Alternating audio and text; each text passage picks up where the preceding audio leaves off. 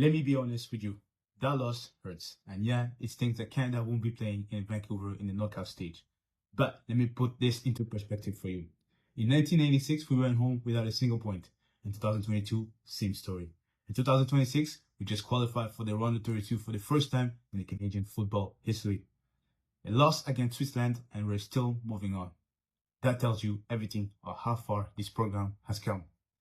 And now it is not confirmed Canada will face South Africa in round of 32, two nations making history on the biggest stage in the world. But before we get there, here are 5 things that we learned against Switzerland.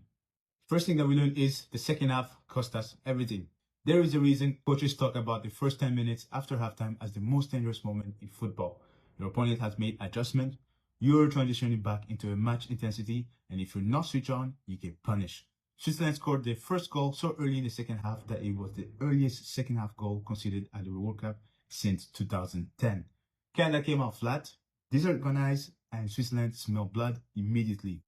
At this level, you don't get second chances when you switch off. That cannot happen against South Africa.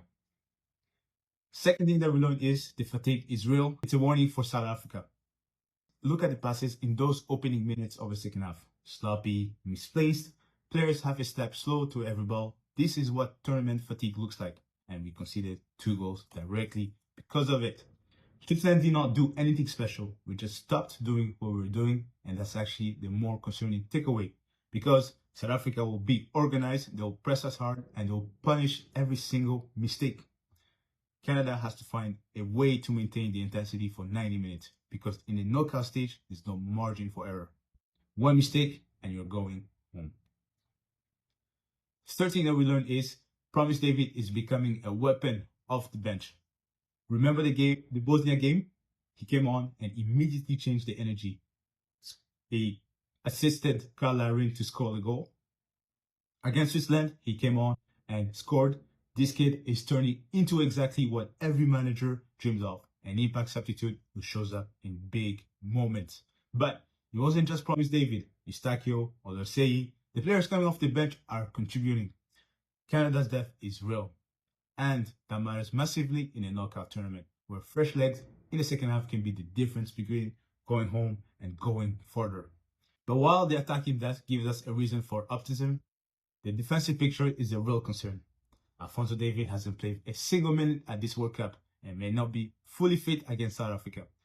Bombido only managed to play 45 minutes against Qatar and did not feature against Switzerland at all.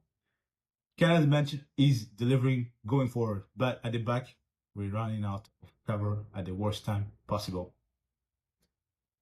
Fourth thing that we learned is we have to be proud of what this program has built. Before this World Cup started, the goal was simple. Get out of the group stage, that's it. That was the target. We did it without the fully fit squad, without Kone for the big chunk of it, now without Davies and Bombido, full fitness heading into the knockout stages. Playing against Switzerland, one of the most organized defensive teams in Europe, and we still moved on. People forget this is still a young program fighting entity on the biggest stage in the world. The fact that we were close to finish first in Group B should tell you this is not a fluke. Canadian football is here to stay. Fifth thing that we learned is South Africa are coming and we have to be ready. Canada versus South Africa, two nations punching above their weight on the biggest stage in the world. This is not going to be a comfortable game. South Africa just qualified for their first round of 32 as well. They'll come into this with nothing to lose and everything to prove. That makes them dangerous. Do not sleep on them. The second half against Switzerland was a warning. Canada cannot afford another slow start after halftime in a knockout game. One mistake and you're done. But here's what I know.